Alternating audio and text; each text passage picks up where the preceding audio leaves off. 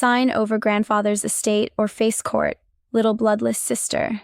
Victoria's voice cut through my office like a blade, her perfectly manicured fingers drumming against the mahogany conference table. 4 lawyers flanked her, their briefcases open and documents spread across the surface like weapons of war. My name is Sarah Thompson and I'm 35 years old. I run a successful architectural firm in Portland, Oregon, where I've spent the last decade designing sustainable buildings and managing complex construction projects. But none of that mattered to my sister Victoria in this moment. What mattered was that our grandfather Edward had died 3 days ago, and she was here to claim what she believed was rightfully hers. I sat down my coffee and studied the papers they'd thrust at me. The inheritance waiver was thorough. I had to give them credit. It would sign away any claims I might have to Edward's estate, leaving Victoria as the sole beneficiary of what everyone assumed was a $5 million fortune. The house in Lake Oswego, the vintage car collection, the investment portfolio that had sustained him through retirement. You always knew this day would come, Victoria continued, her blue eyes cold as winter. Edward might have pretended to love his little adopted granddaughter, but blood is blood. The courts will see reason when they understand you're not really family. One of her lawyers, a stern man with silver hair, leaned forward.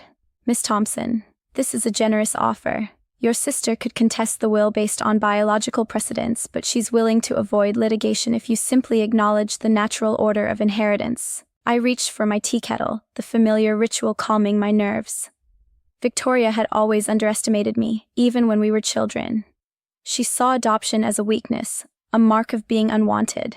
She never understood that Edward had chosen me, had seen something in a frightened 8-year-old girl that made him fight to bring me into his family despite Victoria's mother's objections. Would anyone like tea? I asked pleasantly, rising to prepare the service. I have some excellent Earl Grey that Edward brought back from his last trip to London. Victoria's face flushed with irritation. This isn't a social visit, Sarah. Sign the papers. I poured hot water over the tea leaves, watching the amber liquid swirl in the delicate china cups. Edward had taught me this ritual during countless afternoons in his study, where he'd shared stories of his travels and business ventures. Those conversations had been more valuable than Victoria could ever imagine. Of course, I said finally, returning to my seat with the tea service. I understand completely. You want to finalize everything quickly. Settle the estate without complications. I smiled warmly at the lawyers, noting how they shifted uncomfortably under Victoria's expectant gaze. I'll make sure everything is properly handled tomorrow morning. Victoria's tension visibly eased, mistaking my calm for surrender. She had no idea that tomorrow morning would bring revelations that would shatter everything she thought she knew about our grandfather's true wealth. The years leading up to this moment had been filled with subtle signs that Victoria chose to ignore. While she focused on her social life and spending Edward's money on designer clothes and expensive vacations, I had quietly built a relationship with our grandfather that went far beyond family dinners and holiday visits. It started when I was in college studying architecture at the University of Oregon. Edward had mentioned during one of our weekly coffee meetings that he was considering some property investments in Europe. His eyes lit up when I showed genuine interest in the market analysis and urban planning aspects of real estate development. Most people see buildings as just structures, he'd said, stirring sugar into his coffee, but you understand that they're part of a larger tapestry connected to economics and culture and human needs. That conversation led to another and then another. Soon, I was helping him research international markets, analyzing property values in London, Barcelona, and Singapore. Victoria never paid attention to these discussions when they happened during family gatherings. She was too busy checking her phone or complaining about her latest relationship drama. Sarah's always been such a little bookworm, she'd say dismissively when Edward tried to include her in our conversations about overseas investments. I don't understand why you bother with all those boring business talks. Edward would catch my eye across the dinner table and I'd see something flicker there, disappointment maybe, or recognition of something fundamental about Victoria's character that he was only beginning to fully understand. The real turning point came 2 years ago during Victoria's birthday party. She demanded an expensive celebration at the most exclusive restaurant in downtown Portland, insisting that Edward pay for her friends' meals and drinks. When the bill arrived, she didn't even look at the total before sliding it across the table to him. "Thanks, Grandpa," she'd said breezily. "You're the best." Later that evening, as I helped Edward to his car, he'd been unusually quiet. "She's never even asked about my health," he said finally. "Never wondered if I'm managing financially, never offered to help with anything. She just assumes the money will always be there." I'd driven him home that night, and we'd talked for hours in his study. He'd shown me documents I'd never seen before, property deeds and trust agreements that painted a picture of wealth far beyond what any of us had imagined. The domestic assets Victoria knew about were just the tip of the iceberg. "I've been thinking about the future," Edward had said, his voice thoughtful about what legacy really means and who truly understands the responsibility that comes with wealth. Over the following months, those conversations became more frequent and more detailed. Edward began sharing the full scope of his international holdings, explaining how he'd quietly built a global real estate portfolio worth over $20 million, properties in London's financial district, luxury developments in Barcelona, commercial buildings in Singapore's business center. "Victoria sees money as something to spend," he'd observed one afternoon. "But you understand that wealth is a tool for creating something lasting." The transformation in our relationship had been gradual but profound. What started as investment discussions evolved into something much deeper. Edward was preparing me to inherit not just his wealth, but his vision for how that wealth should be used. 6 months before his death, Edward had called me to his study for what he described as an important conversation. The room was lined with legal documents, and his attorney, Michael Harrison, was present via video conference from London. "Sarah," Edward had begun, his voice steady despite his declining health, "I need you to understand something about your sister that I've been reluctant to acknowledge." He'd pulled out a folder containing printed emails and text messages. Victoria's communications with him over the past year, all focused on money, requests for shopping trips, demands for vacation funding, complaints about her credit card limits. Not once had she asked about his well-being or expressed gratitude for anything beyond the financial support. "She sent me this last week," Edward said, showing me Victoria's latest message. It was a terse demand for advance inheritance money to buy a new car, written with the casual entitlement of someone ordering coffee. "She doesn't even sign it with love." The contrast was stark when he showed me my own messages from the same period. Questions about his doctor's appointments, offers to help with grocery shopping, thank you notes for advice he'd given me about work challenges. The difference in tone and content was unmistakable. "I've made some decisions," Edward had said, sliding a thick stack of documents across his desk. "The international properties, the offshore accounts, the real estate trusts I've built over the past 15 years, they're all being transferred to you." I'd stared at the papers in shock. Property deeds for buildings in London worth millions, trust documents for commercial developments in Barcelona, investment portfolios managed through Singapore banks. The scope was staggering. "Edward, I can't accept this," I'd protested. "It's too much. Victoria is your biological granddaughter." His expression had hardened. "Biology doesn't determine character, Sarah. You've shown me respect, genuine care, and understanding of responsibility. Victoria has shown me that she views me as a bank account with legs." Michael Harrison had explained the legal structures Edward had carefully constructed. The domestic assets, the visible wealth that Victoria knew about, would go to her through the traditional will, but the international holdings, the real wealth, had already been transferred to me through a complex series of offshore trusts and foreign corporations. "This has been planned for 3 years," Harrison had explained. "Every transfer was legal, documented, and structured to withstand any challenge. Victoria's lawyers will find nothing irregular about the domestic inheritance because it follows standard probate procedures." As I'd left Edward's house that evening, documents safely locked in my briefcase, he'd squeezed my hand. "You're the granddaughter of my heart," he'd said quietly. "Blood doesn't make family. Love and respect do." Now sitting in my office with Victoria and her legal team, I understood that tomorrow morning would reveal the full scope of Edward's final lesson about the difference between entitlement and inheritance. The next morning arrived with Portland's typical autumn drizzle, the kind of weather that made the city feel intimate and contemplative. I'd spent the night reviewing the documents Edward had entrusted to me, ensuring every detail was perfect for what was about to unfold. Victoria arrived at the offices of Harrison and Associates precisely at 9:09 a.m., her confidence radiating from every step as she entered the downtown building's marble lobby. She'd brought the same team of lawyers plus 2 additional associates, clearly expecting this to be a routine matter of dividing Edward's estate according to her assumptions. "I appreciate you being reasonable about this," Victoria said as we rode the elevator to the 23rd floor. She was wearing a new designer dress, probably purchased in anticipation of her inheritance windfall. "I know Edward cared about you in his way, but family law is very clear about biological precedents." Her lead attorney, the silver-haired man from yesterday, nodded approvingly. "Your sister is being quite generous, Miss Thompson." Many biological heirs would pursue full litigation to ensure adoptees receive nothing. I smiled politely, watching the floor numbers climb. They had no idea they were walking into Michael Harrison's office, where Edward's real estate empire was managed.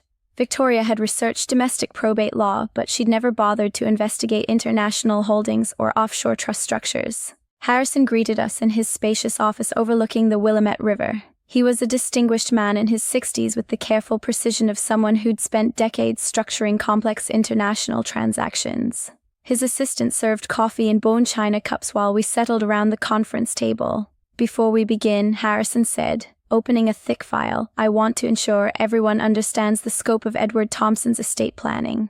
There are domestic assets which follow traditional probate procedures, and international holdings which are governed by separate legal structures." Victoria's lawyer leaned forward eagerly. "We're prepared to handle any complications. Our research shows the estate consists primarily of the Lake Oswego residence, vintage automobile collection, and domestic investment portfolio valued at approximately $5 million. Harrison nodded thoughtfully. "Yes, those are the domestic assets. They will indeed go to Victoria as the biological heir, minus taxes and administrative fees." He paused, studying the papers before him. "However, that represents roughly 20% of Edward's total wealth." The room fell silent. Victoria's confident expression flickered, replaced by confusion. "What do you mean 20%? Edward Thompson built an extensive international real estate portfolio over the past 15 years, Harrison continued, his voice professionally neutral. Properties in London's financial district, commercial developments in Barcelona, luxury residential buildings in Singapore. The total value exceeds $20 million. One of Victoria's lawyers cleared his throat. "If these assets exist, they would still be subject to inheritance law. Biological precedents would apply." Harrison smiled slightly. "That would be true if the assets were part of Edward's estate. However, they were transferred to Sarah Thompson through a series of offshore trusts and international corporations 3 years ago. Edward maintained control during his lifetime through management agreements, but legal ownership transferred upon execution of the trust documents." I watched Victoria's face transform as the implications sank in. Her confidence crumbled, replaced by disbelief and growing panic. "That's impossible. He never mentioned any international properties to me." "Edward documented his reasons for the transfer quite thoroughly," Harrison said, pulling out another folder. "He expressed concern about what he termed transactional family relationships and wanted to ensure his wealth would be used responsibly rather than simply consumed." Victoria's lead attorney was frantically taking notes. "We'll need to review all documentation. If there's any evidence of undue influence or mental incapacity at the time of transfer." Harrison handed over a thick stack of documents. Medical records showing Edward's mental acuity throughout the transfer process, psychological evaluation confirming his competence, video recordings of him explaining his decisions, audio recordings of conversations with Victoria that influenced his estate planning. As Victoria's team buried themselves in paperwork, I found myself thinking about all those afternoons in Edward's study, learning about international markets and responsible wealth management. He'd been preparing me not just to inherit his fortune, but to understand the weight of that responsibility. The audio recordings were devastating. Harrison played them with clinical precision, each conversation revealing another layer of Victoria's sense of entitlement and disregard for Edward's well-being. "This is from Victoria's birthday dinner 2 years ago," Harrison announced, pressing play on a digital recorder. Victoria's voice filled the room, young and careless. "Come on, Grandpa, it's just money. You can't take it with you, right? I deserve to enjoy life while I'm young." Victoria paled as she listened to her own words. That was taken out of context. The recording continued with Edward's gentle response. "I understand wanting to enjoy life, Victoria, but I wonder if you've ever thought about where this money comes from or what happens when it's gone." Victoria's laugh on the recording was sharp and dismissive. "That's your job to worry about, not mine. I'm not some boring accountant like Sarah." Harrison paused the playback. Edward kept detailed records of family interactions for the past 5 years. "Would you like to hear more?" The next recording was even worse. Victoria demanding money for a European vacation, growing angry when Edward suggested she might contribute something toward the cost herself. "I don't understand why you're being so difficult," her recorded voice complained. "You're rich, I'm your granddaughter, end of story." With each recording, Victoria's legal team grew quieter. Her behavior wasn't criminal, but it painted a clear picture of someone who viewed her grandfather as a source of funding rather than a person deserving respect and care. These recordings spanned 3 years, Harrison explained. They document a pattern of transactional interaction that troubled Edward deeply. He began to fear that leaving his wealth to Victoria would result in its rapid depletion through careless spending. In contrast, Harrison played recordings of my conversations with Edward, discussions about sustainable building practices, questions about his health, expressions of gratitude for his guidance. The difference was striking and undeniable. Edward often mentioned Sarah's genuine interest in his well-being, Harrison noted. She was the only family member who ever asked about his doctor's appointments or offered to help with daily tasks as his health declined. Victoria's lead attorney was scrambling now, searching for any legal foothold. Even if the international transfers were illegal, surely the emotional manipulation. There was no manipulation, Harrison interrupted. Edward initiated the estate planning process independently. He consulted multiple attorneys, underwent psychiatric evaluation, and carefully considered his options over several years. He pulled out Edward's handwritten letter, his final explanation for his decisions. Harrison's voice was steady as he read, "I have learned that blood relation does not guarantee love, respect, or responsibility. Sarah has shown me the kind of person I hope to have as my legacy. She understands that wealth is a trust to be stewarded, not a prize to be consumed." Victoria stood abruptly, her chair scraping against the floor. "This is insane. You're telling me that some adopted stranger gets $20 million while I get table scraps?" "You're receiving the domestic estate," Harrison corrected. "After taxes and fees, approximately $4.2 million. Many people would consider that a substantial inheritance." But Victoria wasn't listening to reason anymore. Her face was flushed with rage and humiliation. She manipulated him. She spent years poisoning his mind against his real family. This has to be fraud. Harrison's expression remained professionally neutral, but I could see the distaste in his eyes. Edward's decision-making process is extensively documented.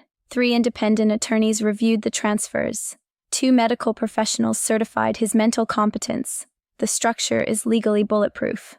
The room fell silent, except for the sound of Victoria's lawyers whispering urgently among themselves. They were realizing what I had understood from the beginning. Edward had planned this revelation carefully, ensuring that Victoria would learn about her sister's inheritance in the most humbling way possible. The final blow came when Harrison opened his laptop and displayed a video call from London. Michael Harrison Jr. appeared on screen from his office overlooking the Thames, surrounded by property documents and architectural plans. "Good morning, everyone," the younger Harrison said with crisp British efficiency. "I'm calling to confirm receipt of Sarah's signed management agreements for the London portfolio. We're ready to proceed with the Barcelona expansion whenever she's prepared to visit the properties." Victoria stared at the screen in disbelief. Barcelona expansion. "The trust documents include provisions for growth," Harrison Sr. explained. Edward believed Sarah would not only preserve his wealth but build upon it responsibly. "The international portfolio is structured to support continued development." I had remained silent through most of the meeting, but now I felt compelled to speak. "Victoria, I never wanted things to happen this way. Edward hoped you would show interest in something beyond his money. He waited for you to ask about his health, his interests, his life." Victoria's voice was hoarse with emotion. "You planned this. You turned him against me." "I spent time with him," I replied quietly. "I listened when he talked about his travels, his business experiences, his dreams for the future. You were always too busy or too bored to engage with anything that didn't involve immediate financial benefit." Harrison pulled out the final document, Edward's personal letter to Victoria. "He wanted you to receive this after learning about the international holdings."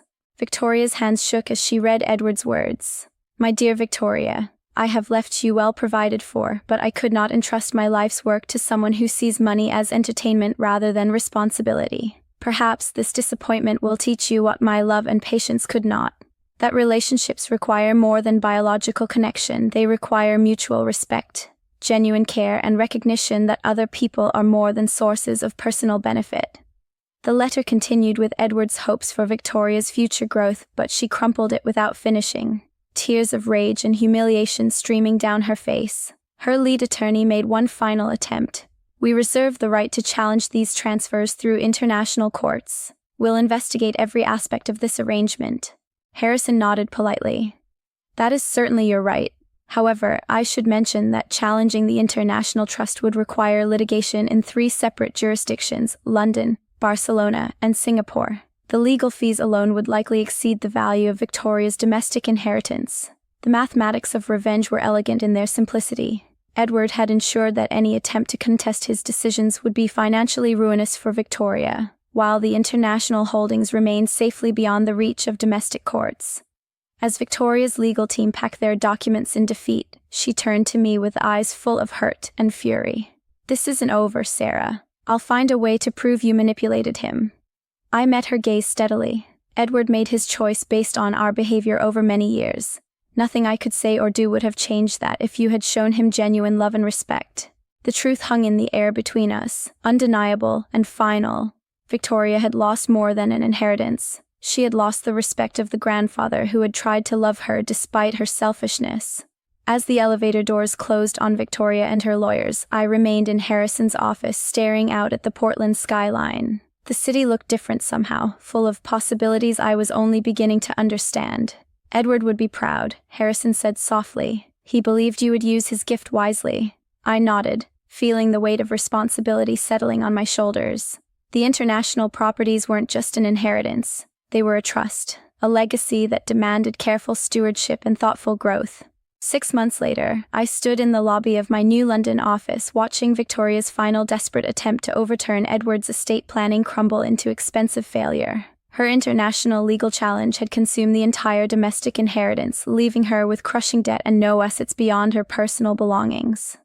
The British High Court's decision was unambiguous. The transfers were executed with full legal compliance and documented mental competence. The plaintiff has provided no evidence of fraud, coercion, or undue influence. Victoria had sold her car, her jewelry, and finally her apartment to fund the litigation. Her lawyers had warned her repeatedly about the costs, but her rage and sense of entitlement had driven her to pursue an unwinnable case across 3 continents. Through the floor-to-ceiling windows of Thomson Holdings' European headquarters, I could see the Thames sparkling in the afternoon sunshine.